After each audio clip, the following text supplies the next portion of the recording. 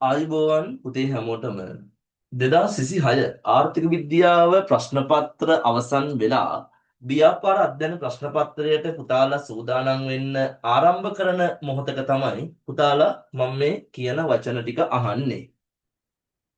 පුතා ඔයා ඉකෝන් ප්‍රශ්න පත්‍ර ලියලා අවසන් කරලා තමයි දැන් ඇවිල්ලා ඉන්නේ පුතේ. ඕකේ සමහර විට ඔයාට හොඳ ලකුණක් තියෙනවා ඇති, සමහර විට ලකුණු චුට්ටක් හිතුවට වඩා චුට්ටක් අඩු වෙලා තියෙනවා ඇති.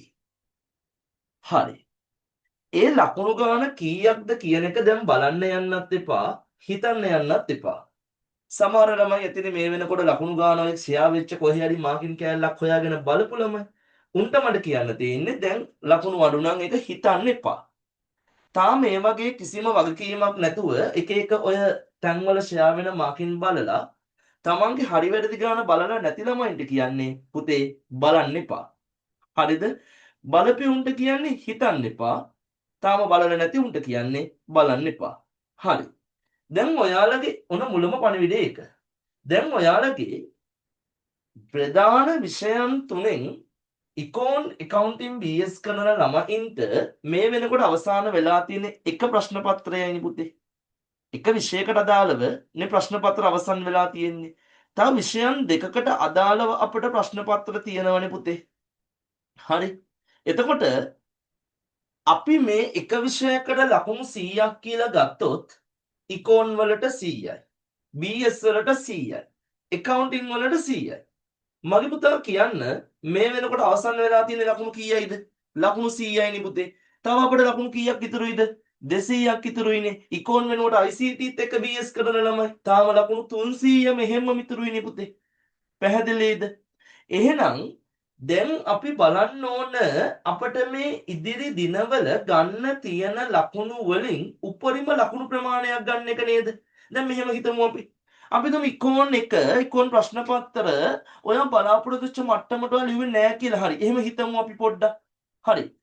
දැන් ඔයා බලාපොරොත්තු වෙච්ච මට්ටමට පුතේ ඔයා ඉකෝන් පේපරේ ප්‍රශ්න පත්‍ර දෙක ලියලා නැත්තම් ඔයා දැන් ඒ ගැන හිත ඉන්නවා කියලා හිතන්නකෝ. අයියෝ මම හිතුව තරම් මට ලකුණු ආවෙන්නේ නැහැ. MCQ අරස මාකිනුත් එවලා. හරි ඒ මාකින් එකට අනුව මට මෙච්චරයි තියෙන්නේ. ඔහම හිත ඉන්නවනේ පුතේ. ඔය හිතන දෙයින් ඔයාට මොනවද ලැබෙන්නේ කියන්නකෝ. අර අපි හිතමු අර ලකුණු 100 ඔයාගේ ප්‍රශ්න කිහිපයක් වැරදිලා තියෙනවා. ඔයා දැන් ඒ ගැන හිත දුක් වෙනවා. ඔයාට ලකුණු 100න් අර ඉක්කොන් දැන් පේපර් ඉවරයිනේ. ඒ ලකුණු 100ට ඔයාට මේක හිතුව කියලා තව ලකුණු එකතු වෙනවද?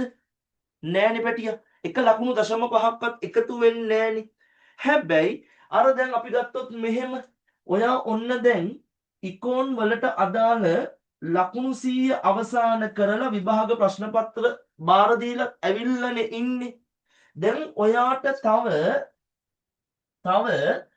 ලකුණු 200ක් තියෙනවනේ. දැන් මම කියන්නේ පැටියා ඔයා ඉකෝන් වලට වෙච්ච දේ හරි කරපු විදිය හරි සමහර හොඳටම කරා වෙන්නත් පුළුවන්, සමහරට අවුලුණා වෙන්නත් පුළුවන්. මොන විදිහට කරත් පුතේ මේ එන ලකුණු ගාන ඔයාට දැන් වෙනස් කරන්න පුළුවන්ද? මගේ පුතාලා හොඳට හිතන්න. මේ ලකුණු ගාන ඔයාට දැන් වෙනස් කරන්න පුළුවන්ද? ඔයාගේ ලකුණු මට්ටම ගොඩක් අඩු නම් ඔයාට දැන් මේක වැඩි කරන්න පුළුවන්ද ඉකෝන් වල දැන් මේ පාර? බෑ. ඔයාගේ ලකුණු මට්ටම හොඳටම හොඳයි නම් ඔයා ඒක අසීමිත සතුට වෙලා වැඩක් තියනවද? ඒත් නෑ. ඇයි තව ලකුණු 200ක් අපිට ගන්න තියෙනවා පුතේ. එහෙනම් ඔයාගේ ලකුණු මට්ටම මේකේ හොඳ මට්ටමේ තිබුණත් ලකුණු ගොඩක් අඩු මට්ටමක තිබුණත් තව ලකුණු 200ක් පැටිය ඔයාට ගන්න තියෙනවා පුතේ. එහෙනම් අපි මොකද කරන්න ඕනද? අර ඉවර වෙච්ච පේපරේ ගැන දුක් වෙවි අවුල් වෙවි ඉන්නවද?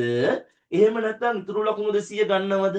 ඉතුරු ලකුණු 200 පුළුවන් තරම් ගන්න නේද පුතේ? අපි දැන් මහන්සි වෙන්න ඕන මේ වෙලාවේ. මේක විෂයන් 3ක් එකට එකතු වෙලානේ වගේ රෑන්ක් එක හැදෙන්නේ. ඔයාගේ ස්ටඩි ස්කෝර් එක හැදෙන්නේ එතනදී. එහෙනම් මෙතනදී ඔයා එක විෂයක් දැන් හොඳට කරා හරි නැතුව හරි පුතේ ඒ මතකය මෙන්න මෙහෙම අරගෙන පැත්තකින් තියන්න. මහවැලියට දාන්නකො නැත්තම් කළු ගඟට වලවේ ගඟට කැලණි ගඟට හරි කමන්නේ. හරි. කොහේ හරි කමන්නේ. ගෙවල් ළඟින් එන කානුවට හරි කමන්නේ. අර ඒ මතක සියල්ල හිතින් අයින් කරලා දාන්න. දැන් අලුත් ආරම්භයක් ගන්න ව්‍යාපාර අධ්‍යයනයට.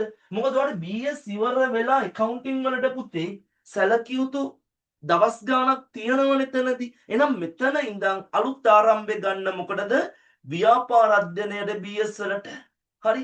ඒ ලකුණු 100න් පුළුවන් තරම් ලකුණු ගන්න පැටියා. මෙතන ලකුණු ටිකක් අඩු වුණා නම් ඒක අල්ලමු මේ ලකුණු ටිකෙන් අපි. මේ ලකුණු ටිකෙන් අපි. හරි. මේ ලකුණු ටිකෙන් පුළුවන් උපරිම ලකුණක් ගන්න පුතේ මහන්සි වෙන්න. ප්‍රශ්න පත්‍රයේ අමාරු වෙන්නත් පුළුවන්, ලේසි වෙන්නත් පුළුවන්. මොන මට්ටමේ ප්‍රශ්න පත්‍රයක් ආවත් පුතා ඔයාට පුළුවන් උපරිම මට්ටමින් එක ලියන්න පුතේ. ඔයා හරියට මේ පැය කිහිපේ වැඩ කරන්න පැටියෝ. මහ කාලයක් අපට නැහැ. මහ කාලයක් අපට නැහැ. හිත පැය ගණන් අවුල් වෙවි හරි කොහොම හරි වෙන වැඩ කර කර ඉඳලා හරි කල්පනා කර කර ඉඳලා හරි ආයි අපිට අමුතුවෙන් පටන් ගන්න කාලයක් නැහැ. හෙට හවස අනිද්දා උදේ. හරිනේ? පැහැදිලිනේ? පැය කීපයයි පුතේ. පැය කීපයයි. මේ පැය කීපය ඇතුළත ඔයාගේ හොඳම අවුට්පුට් එක එන්න නම් පුතේ ඔයා හරි නිරෝගී මනසකින් මෙතන ඉන්න ඕනේ. ඒක නිසා මම නැවත කියනවා පුතා මේ ටික අයින් කරලා දාන්න. හිතින් අමතක කරන්න. හොඳට කරා වෙන්න පුළුවන්, අවුල් වුණා වෙන්න පුළුවන්. හිතින් අයින් කරන්න ඒක.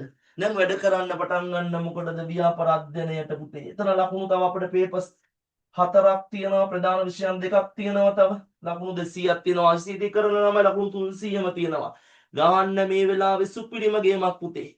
මේ වෙලාවේ එක සැරේම ප්‍රශ්න පත්‍ර කරන්න යන එක මම අනුමත කරන්නේ නැත අද මේ මොහොතේ පටන්. මොකද පුතා මේක ICT කරපුවා නම් මේකට අවුලක් නැහැ BS එක. ඉකෝන් කරපු ළමයි ඔය පුතාව දන්නව පැටියා. ඔයා දැන් පහුගිය දවස් ටික එක දිගට නිදි වර්ජිතව වැඩ කරා පුතේ. මොකටද ඉකෝන් වලට? ඔය ඉකෝන් තමයි ජීවිතේ කරගෙන නේද? BS අඩුවෙන් වැඩ කරගෙන සමහර විට කරේම නැහැ පහුගිය දවස් ටිකේ ගොඩක් ළමයි.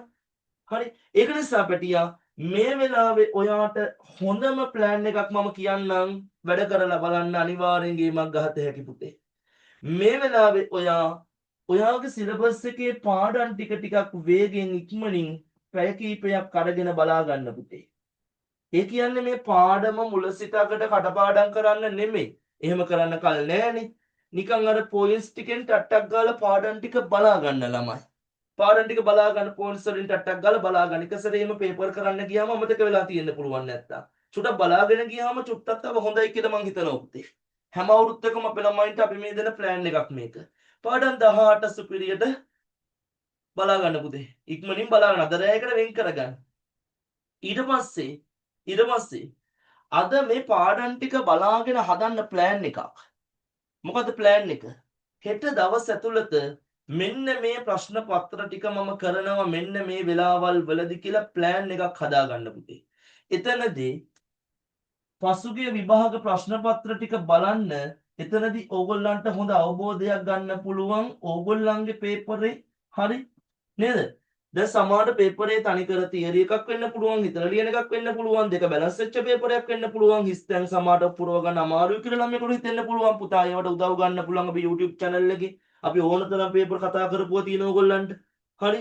ඒ සපෝට් එක ගන්න පැටියෝ. හරි? අරගෙන මේ වෙලාවේ ඔයාගේ උපරිමේ මහන්සි වෙලා හරිද? පාඩම් ටික බලාගත්ත, පාස් පේපර් ටික බලා ගන්න පුතේ. ඊට පස්සේ ඔයාලගේ ඔය පන්තිවල ඉස්කෝලවල සර්ලා මැඩම්ලා දීපු මොඩල් පේපර්ස්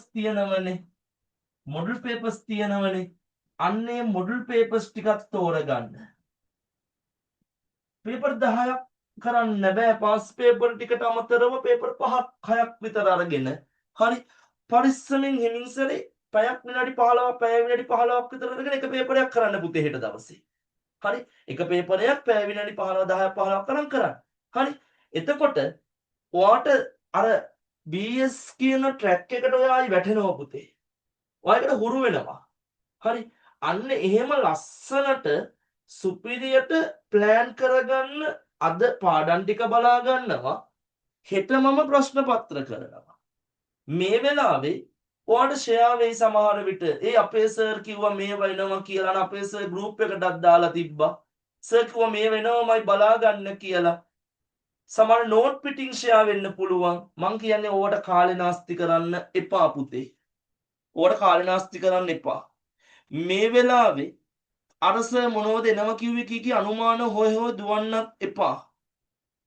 මේ වෙලාවේ මය පුතා කරන්න ඕන පාඩම් 18 බලාගෙන මෙන්න මේ විදිහට ප්‍රශ්න පත්‍ර සෙට් එකක් කරන්න පුතේ.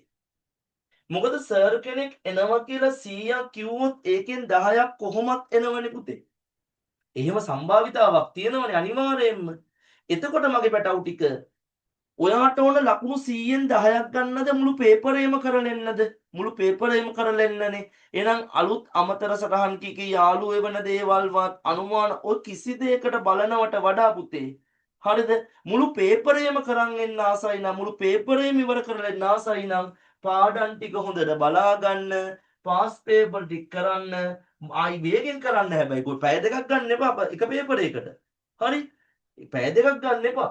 මොඩල් පේපර් ටික කරන්න පේපර් 5ක් 6ක් තෝරගෙන බය නැතුව ගිහිල්ලා ෆස්ට් එක ලියලා එන්න පුතේ. බය නැතුව ගිහිල්ලා ෆස්ට් එක ලියලා එන්න. හරි?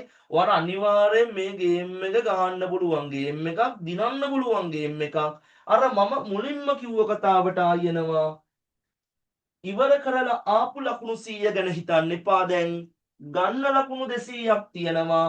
ඔය ලකුණු 200 ඇතුලේ පුළුවන් උපරිමේ ලකුණු ගන්න. නිකමට මෙහෙම හිතන්න පැටියා. හරිද? ඔයාට ඉකෝන් වලට යම් ලකුණක් ඒවි BS වලට සහ accounting වලට මේ ලකුණු 200න් අපි හිතමු ඔයා ලකුණු 180ක්වත් කොහොම හරි දාගත්තොත් ලකුණු 180ක්වත් 90 ගානේ විෂයන් දෙකට අරගෙන කොහොම හරි 180ක් දාගත්තොත් හරිද? නිකමට හිතන්න ඉකෝන් වලට ඔයා ලකුණු 100න් 50යි ගත්තේ කියලා. නිකමට හිතන්න. ඊට වැඩි නම් හොඳයි. ඉතින් ඊට අඩු නම් ඒ තවුලන්නේ මම පෙන්නන කතාව බලන්න චුට්ටක්. හරිද? මුළු ලකුණු එකතු කරන්න කීයද? 230යිනේ. 230යිනේ. දැන් බලපම් පැටියා 75 ඒව තුනක් කීයද කියලා. කීයද? 225යිනේ. දැන් මං කියන්න හදන කතාව උඹලට පැහැදිලි වුණාද?